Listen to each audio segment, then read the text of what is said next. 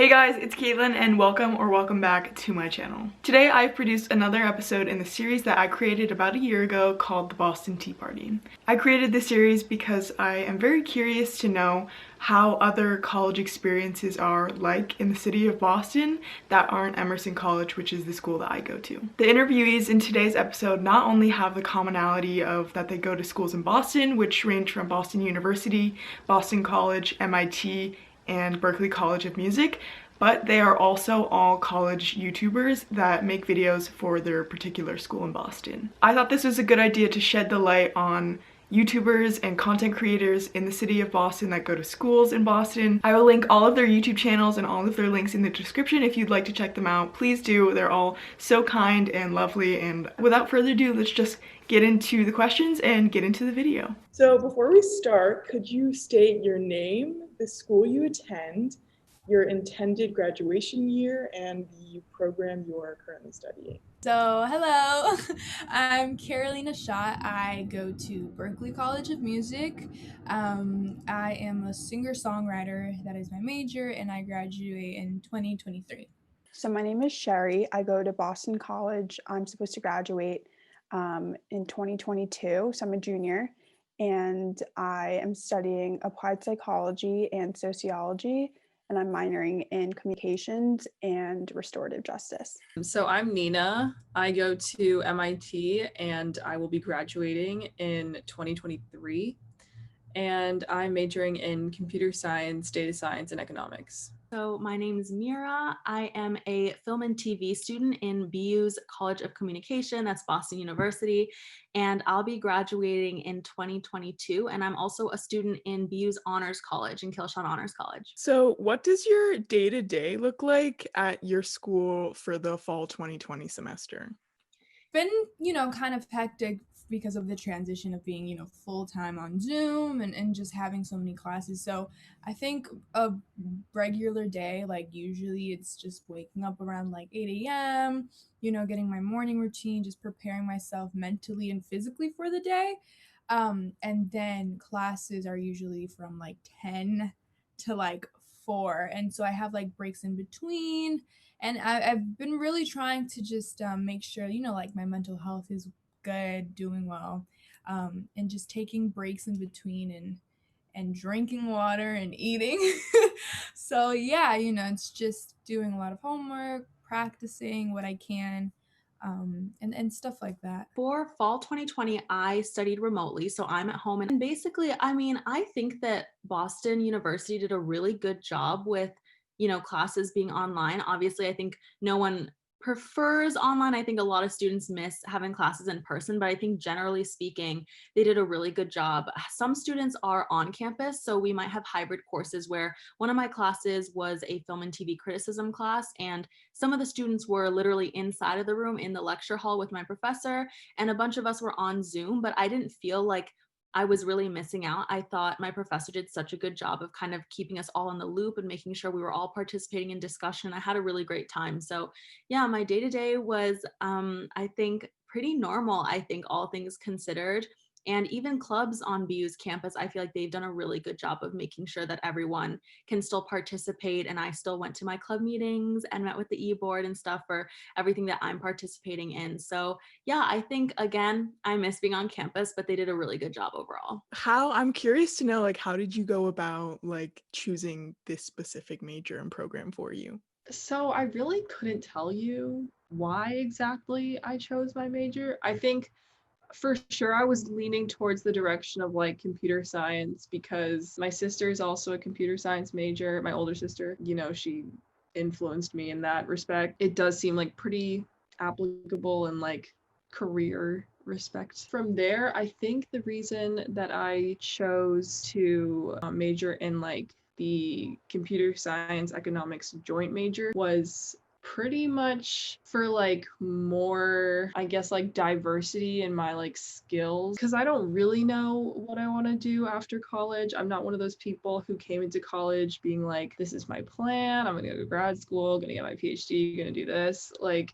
I came into college not knowing at all what I wanted to do. My major is like pretty flexible. I feel like it could go into a lot of different fields, but honestly it could change. I don't know. I took an AP psychology class my junior year of high school, and I absolutely loved it. I thought for the longest time that I was going to go into law school, and I just felt like that was like my clear path. But I loved my psychology class, and I toured BC my junior spring, and honestly it wasn't on my radar until I visited, and they briefly mentioned an applied psychology major, which like I fell in love with because it was more directly in line with what I want to do in the future, like counseling and therapy for human resources instead of just like a broad psychology major under a typical arts and science program. And so that really stood out to me. And it's also in the School of Education, which I kind of liked how it's a lot smaller. And the people who were like in my program absolutely loved it. So I knew that that was the path I had to go. What class are you taking this semester? For my major, I'm taking Intro to Machine Learning, like a Math for Computer Science class, and a Data Structures and Algorithms class. So those are all like computer science courses for my major. And then on top of that, I'm also taking one of our general requirements, which is biology. And then my last class is kind of like an elective, basically, not really related to my major, and it's quantitative finance. Taking a lot of classes.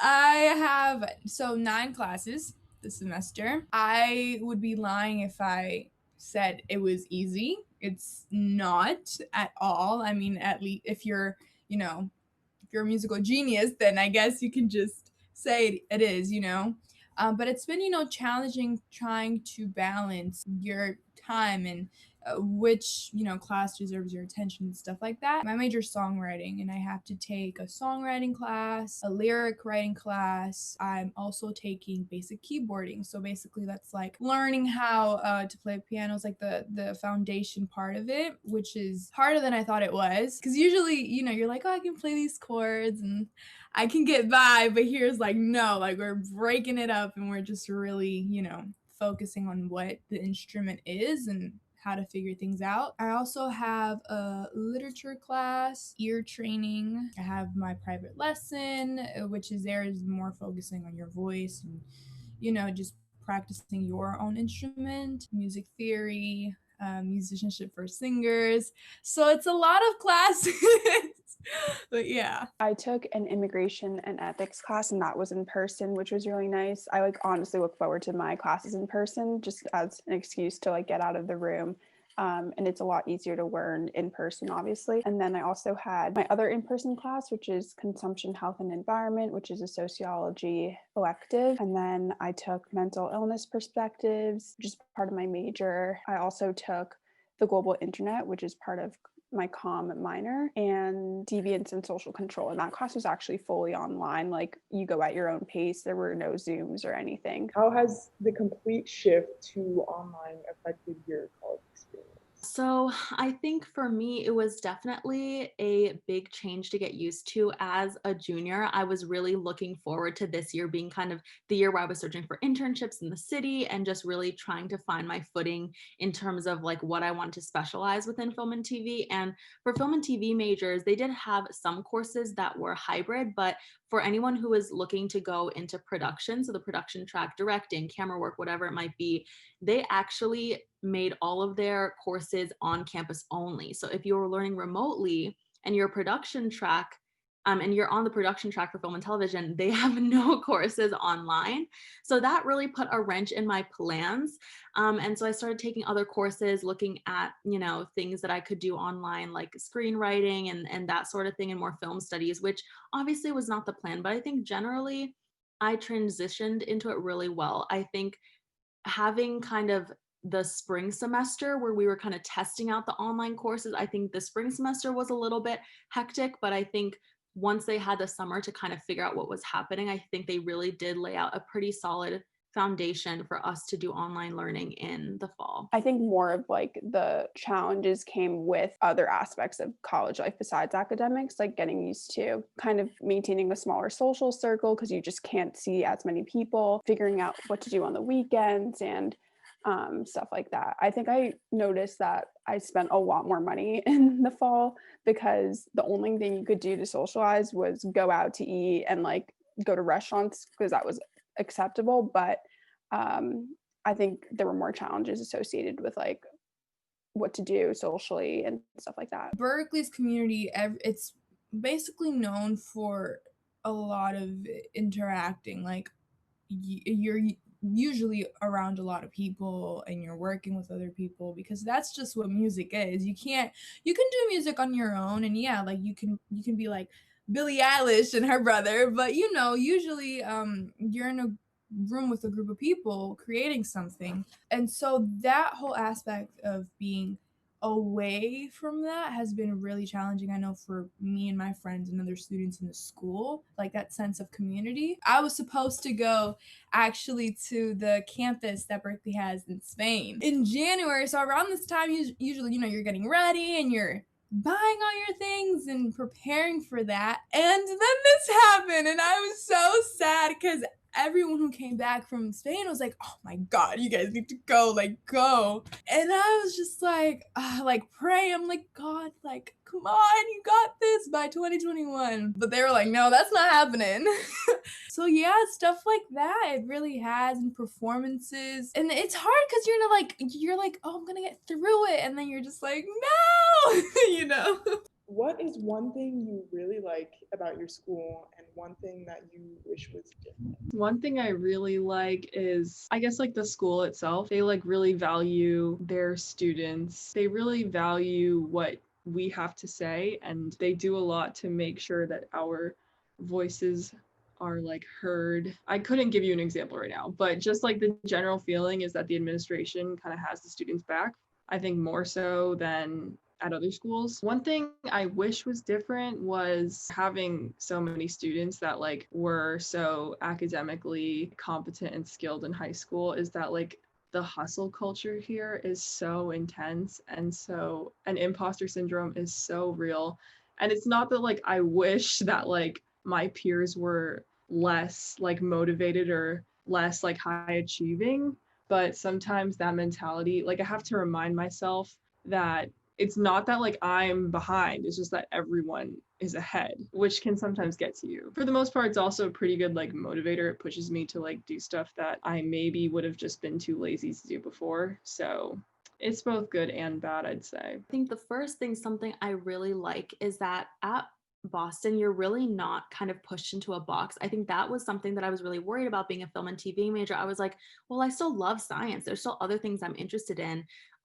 But turns out you really are able to pick what classes you want to do, especially in your freshman and sophomore year. You have that kind of flexibility to explore. So even though I'm a film and TV major and I'm in the honors college, I got to take biological anthropology, like human bio. I got to take a neurolinguistics course, an international relations course on like drugs and security. I took a political science course. I took a religion course just, for the fun of it. And I just think that it's so cool that even though you have your major, BU recognizes that you're not just like, that's not all you're interested in. I think it's cool to see how much BU students want to kind of learn and put themselves out there in other areas. So I just really appreciated that, because there was a lot of things I was interested in, and I'm glad that I had the chance to take other courses that I was really looking for and not just courses in my major. But one thing I think that can be really problematic is like, I feel like there's a bit of a disconnect between the administration and like the faculty and students.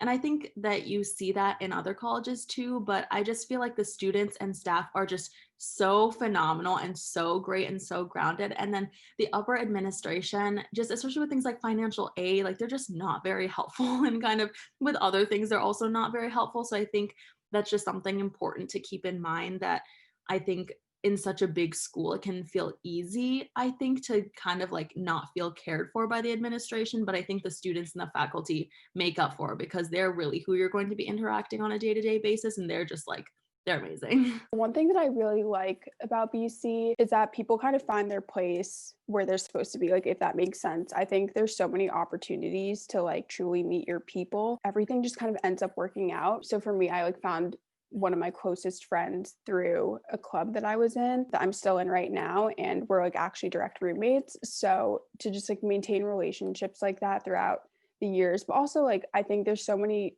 new chances to meet people as well. Whereas I think I was nervous going into college that I would just be stuck, especially freshman year. I like wasn't in the best like friend group situation, and I thought that like that was it for me. Like college is over, I'm screwed, I can't meet people. But I think at BC there's so many events and retreats and clubs and chances for you to meet people that really are just like the people that you're supposed to meet in college. And then one thing that I don't particularly like, I feel like there's a lot of like surface level things, just like housing kind of sucks, things like that. But then I guess more systemically, I think BC has a lot to work on in terms of addressing like racial issues, and also just in admissions, I think there's a lot of stuff going on there that needs to be addressed, but I think that takes time. And from what I've seen, even since freshman year, a lot of changes have already been made, so I think I am pretty hopeful for the future. The students like do advocate a lot for the changes that need to be made, which is really good. I think my first year there, at least the beginning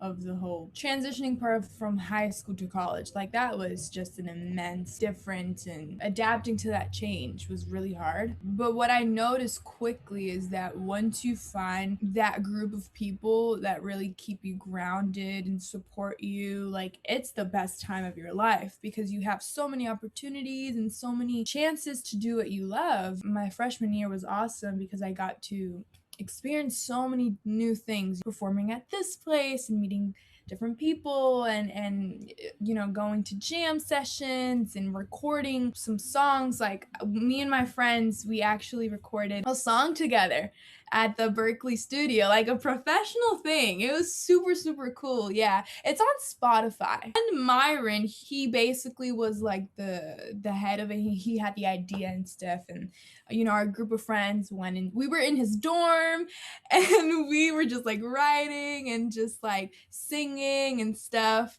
and we all lived on the same floor.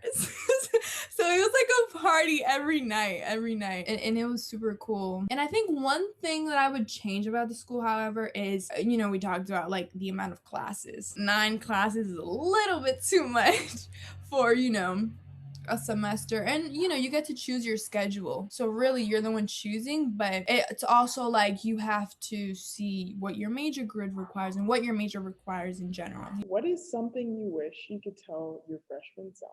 I think the biggest thing to keep in mind, I think that's the most important, is when you first get to college, you know, everyone is so nervous, everyone is so awkward, everyone is so shy. But the way I kind of look at it is that if somebody reached out to me and said hi, or said, hey, like, do you want to sit together for orientation? Or, hey, I think you're in my class. Like, here's my number if you have questions on this assignment. I would be thrilled. So you don't have to be worried about being that person for other people. Don't be afraid to just say, hey, my name's Mira. I think we're in the same religion class. Like, if you want to hang out later. Or, hey, I really like your sweater. Where'd you get it from? While you're in line at the dining hall. Because I'm telling you, like, when you first get there, no one has established friends. No one knows what's going on. No one knows where anything is. So if you reach out and if you're that friendly face, people are going to be so excited. So just kind of go in knowing that, especially for those first 2 weeks, like that's like the really crucial time. I think, like, just put yourself out there and say hi and introduce yourself, because that is so important.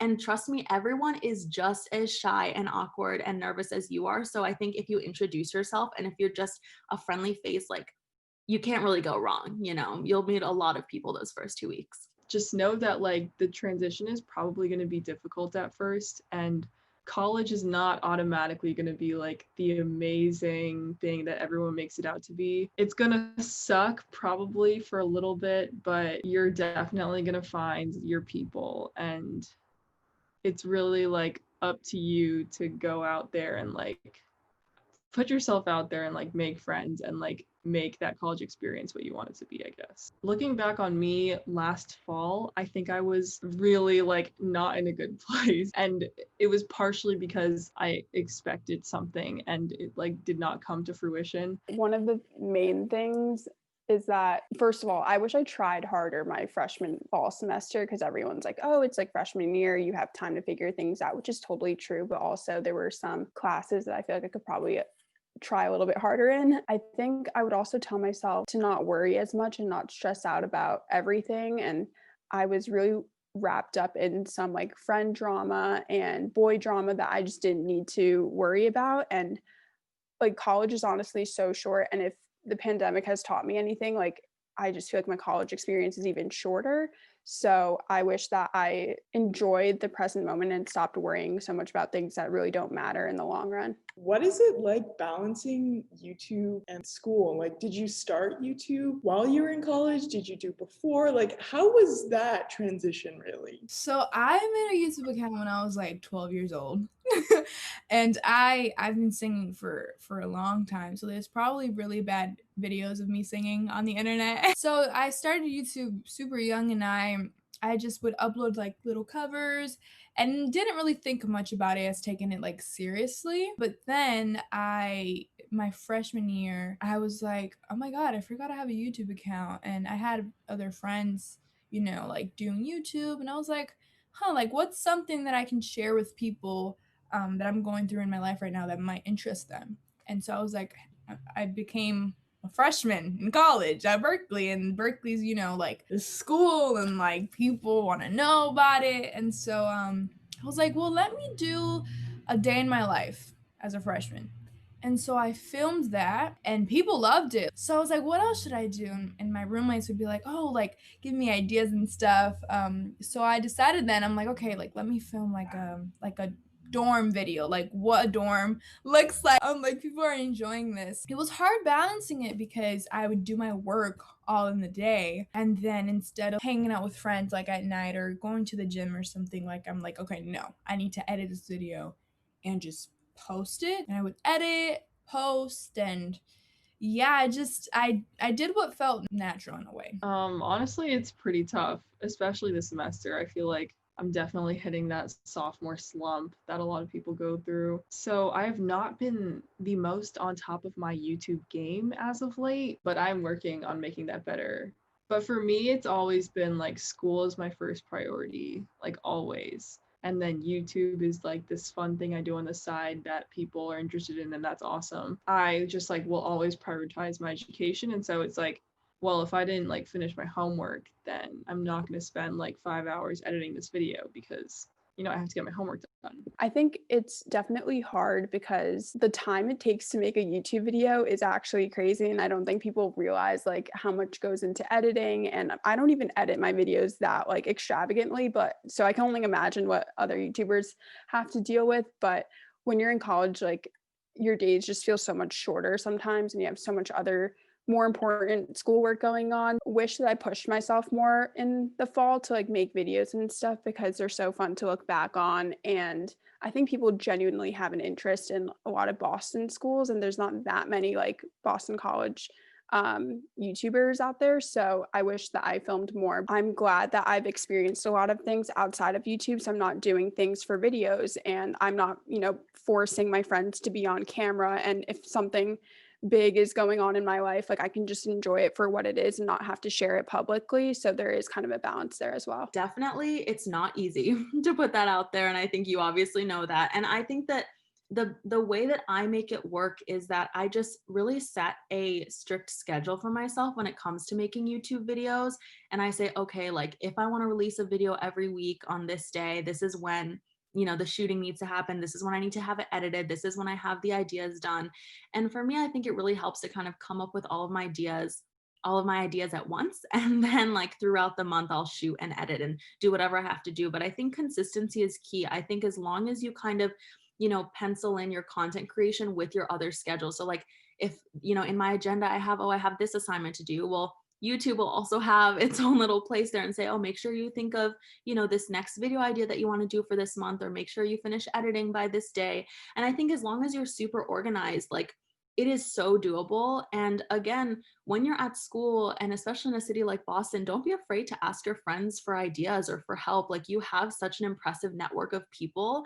And, I have classmates where I'm like, you are so cool. Like I admire you. I admire the work you're doing. I admire how intelligent you are. So reach out to those people and say, hey, like I'm doing a video, let's collaborate. Or do you have any ideas, things you want to see? And just really utilize that network, because like in the end, it might be your channel, but you totally don't have to do it completely on your own, As well. But yes, thank you again for taking the time and doing this for me. I really, really Thank you.